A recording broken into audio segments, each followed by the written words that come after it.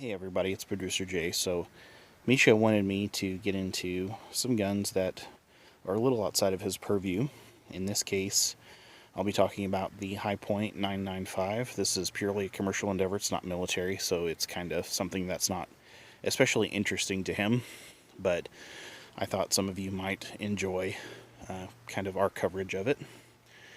But there are a lot of downsides to one of these, and I'll get into real quick. Namely, for one, I think it's probably one of the ugliest guns on the market right now. It has cheap feeling polymer. It's not soft necessarily, but is not super rigid either. Feels okay, does not feel military grade at all. Has a very cheap, stamped, very thin sheet metal cover over the receiver. This charging handle, while you'd think it'd be ambidextrous because it screws, it's not.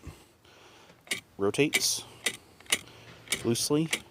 I found the screws coming off occasionally, and my hand has slipped off of this when I've gone to charge it before, and then nicked my hand on this just screw sticking out. Let's see, what else? The butt plate back here has a spring. It's meant for recoil reduction, but all this does is make the gun slap your cheek. And I know that is not only a problem that I've had with it. There are lots of aftermarket cheek pad options for this, so other people have had the same issue. 9mm does not recoil that much. It does not need a recoil buffer in the stock. They've actually created a problem by attempting to solve a problem that doesn't exist. Now, my High Point was not threaded. I had the barrel threaded. The gunsmith said it was one of his most difficult threads, and he would never do another High Point. So something to be aware of. The magazines are limited to single stack. 10 round are the only thing that the factory makes, and then RedBall and ProMag make an aftermarket extended magazine, which I've had mixed success with. So that's a little bit about the lows of this gun. Now I'll get into some of the highs, some of the high points, if you will. Haha. The main thing is this gun is under $300, so you can find them for about $280. So very cheap, the cheapest by far 9mm carbine that you can get into. You can step up to a sub 2K for around $400, and then PC9s can be found, Ruger PC9s can be found for around $450. So definitely the lowest end that you can find for the most part, as far as I'm aware. And the other thing too is it's very fun to shoot. So it is not at the bottom of my list as far as 9mm carbines to shoot. And you know, anything you can take to the range to teach new shooters how to shoot and get them acclimated easily is a good thing. And this is one of those guns. So yeah, I've got a lot of experience with 9mm PCCs. This one is up there as far as ones I like to shoot. I can just take it out, shoot a couple clay targets with it, throw it back in the safe, and not worry about anything on it, because it's $280. It's a cheap investment. So let's go ahead and get into some shooting, and then I'll come back with some final thoughts. One other quick thing I forgot to mention, and I'm nitpicking here again with a $280 gun, but disassembly is not at all toolless. You have to knock that plate off, unscrew this charging handle. There's something you gotta do here. I disassembled it one time. This top cover doesn't even come off all the way. It hangs up here. This you have to like pry off the top rail there. Not a toolless disassembly, not a particularly fast disassembly, and I probably will never do it again.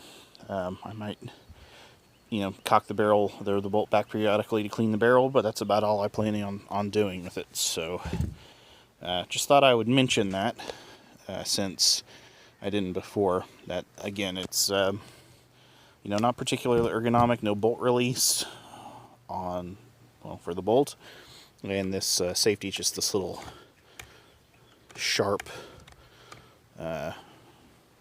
turned down piece of sheet metal here. So anyway, again, a couple more things to mention in the negative column, and again, I realize we're nitpicking here, but that's what we do. So we'll get on with the shooting.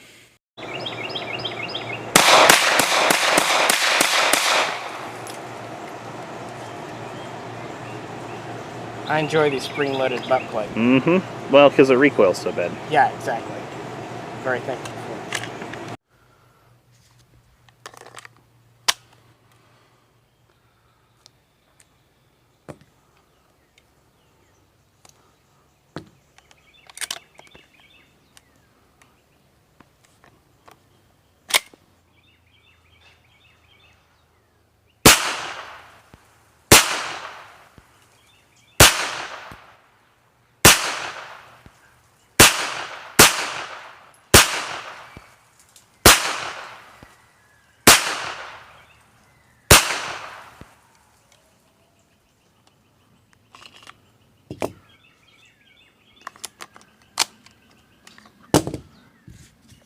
So that mag well sticking way down like that makes it a little bit difficult to seat the mags.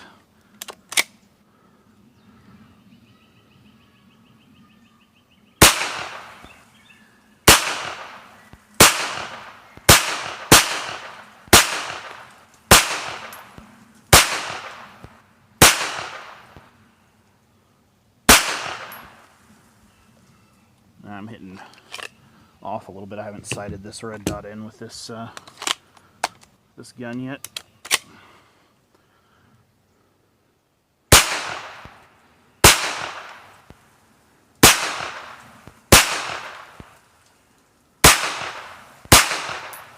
I'm hitting pretty far left.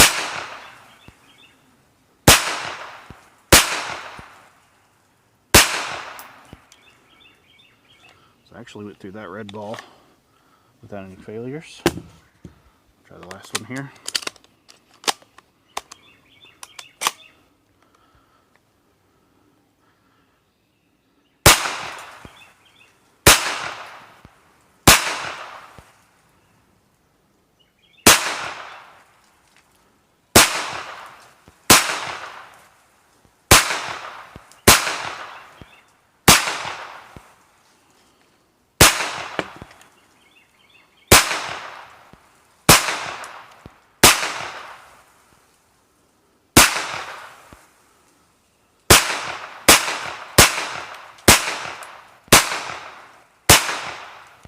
Okay, and that red ball actually went through without any failures too. So where I've had failures with the red balls with steel cased ammo, it's mostly what I've shot through this.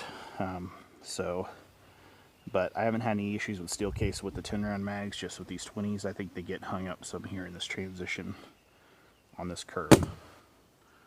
Alright, so there you have it. Pretty much 100% reliability there. Really 100% reliability. Like I said, I've only ever really had problems with steel cased ammo and the RedBall mags. Never had a problem with factory mags. In spite of all of its failings, I mean, it's 280 bucks. And like I said, a lot of fun to shoot.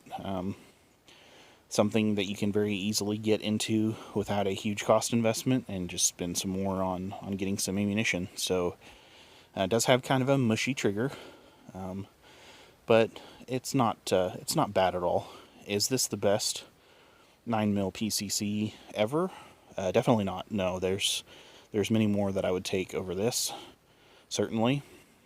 But again, considering that this is at the very bottom end of the price spectrum, it is not at the bottom of my go-to list for 9mm PCCs that I shoot, because I really do like shooting it. So just fun to get out here and, you know, pop some clay targets with it.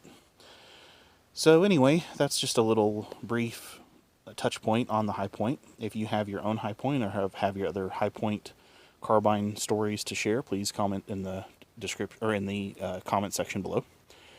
And if you like these videos and want to see more, please click like. Be sure to subscribe to see the rest of our backlog and anytime we get to any new videos. And we will catch you next time.